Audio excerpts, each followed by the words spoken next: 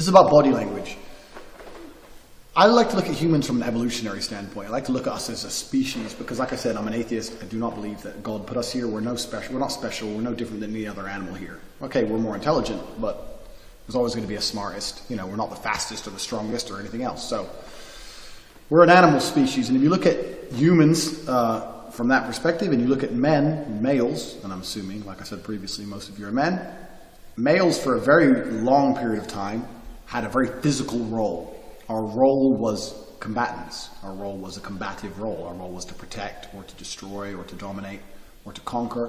This was a male's role.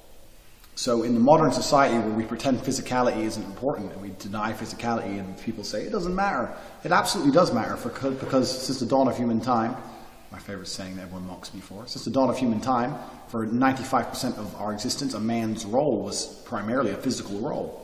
So physicality is extremely important. And when you're looking at body language, it's quite difficult to have the body language of an alpha. What is an alpha? Let me diverse quickly. What is an alpha? If you look in a lion's pride, who's the alpha? The alpha is the biggest, strongest lion. This is the alpha. The alpha is the badass. So can you mimic the body language of the biggest, longest, strongest lion? Yeah, of course. But if you're not the biggest, strongest lion, you know, it's not as easy to pull off, and someone might call your bluff. So this is actually a very easy video. Body language is down to your physicality as a whole. The body language of a G is a combative body language.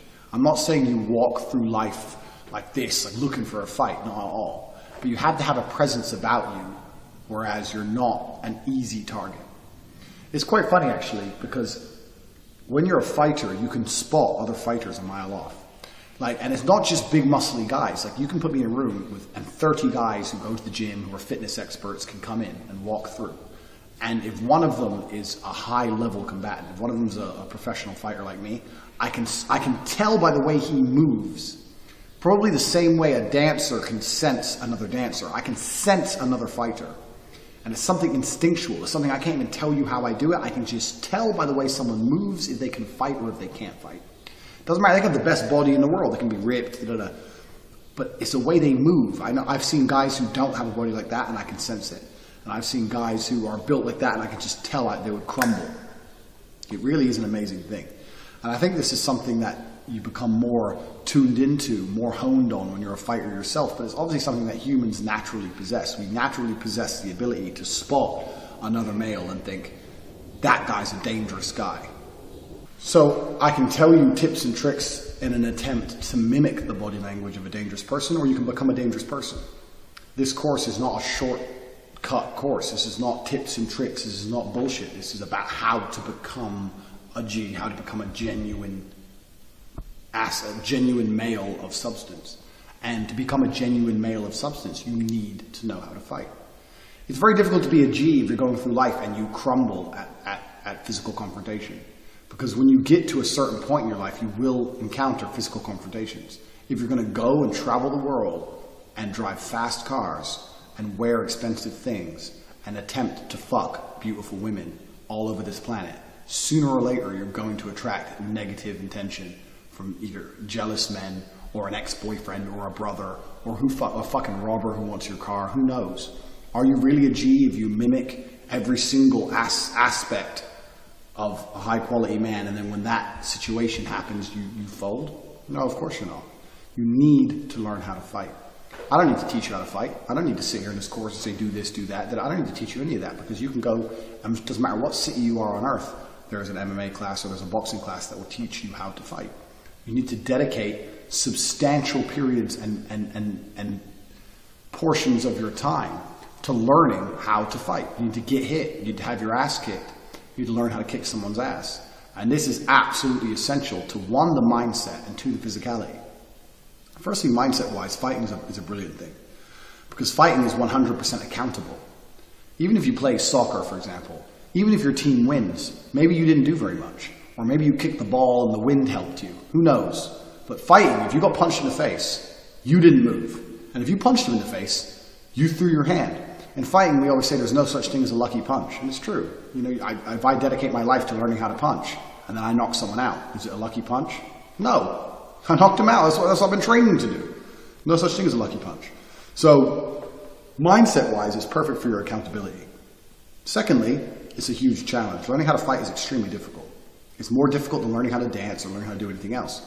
And the reason for this is because learning how to fight, all humans have an instinctual way of fighting. We don't have an instinctual way to dance as much, but all humans basically are pre-programmed to fight. But the way we're pre-programmed to fight is completely wrong. We're pre-programmed to lift our head up so we look big and we can see, and to swing with our hands low for maximum power. And these are completely wrong in terms of traditional chin down, hands up fighting. So when you're learning to fight, you're reprogramming your basic instincts. And this is why it's so difficult. This is why it takes more practice than any other sport. I could learn to dance much easier than a dancer could learn to fight at high level. And that's because fighting is extremely chaotic, it's extremely quick, it hurts, and on top of that, you're trying to reprogram a basic instinct. So it's a very difficult thing to do, but if you want to become a G for real, you need to learn how to fight. And once you learn how to fight, your body language, when I say once you learn how to fight, learning how to fight takes years. Once you start to begin to learn how to fight, it's a lifestyle choice. This is not I do a 6-week course and I know how to fight. No, this is a lifestyle choice where you start to dedicate a certain period of your time every single week to being a combative individual. And it's something that you never really give up on because you never completely learn how to fight. So it's something you're going to have to change your lifestyle and base it around. But when you start to do that, your body language is going to change. And once again, just like in the first lesson, when you start to do that, the way you interact and view the world will start to change. The way you view other people will start to change. This is a great thing about, especially when I had Twitter and the internet.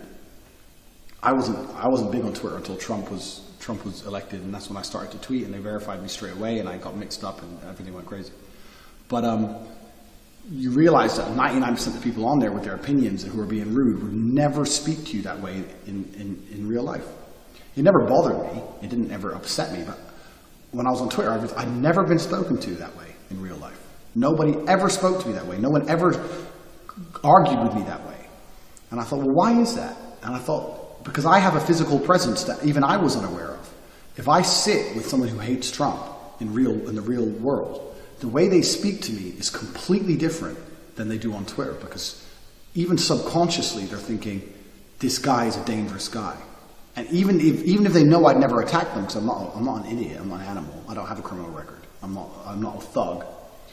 But instinctually, inside of their mind, from an evolutionary standpoint, they're thinking, this is not the kind of guy you call names. This is not the kind of guy you talk to in that manner.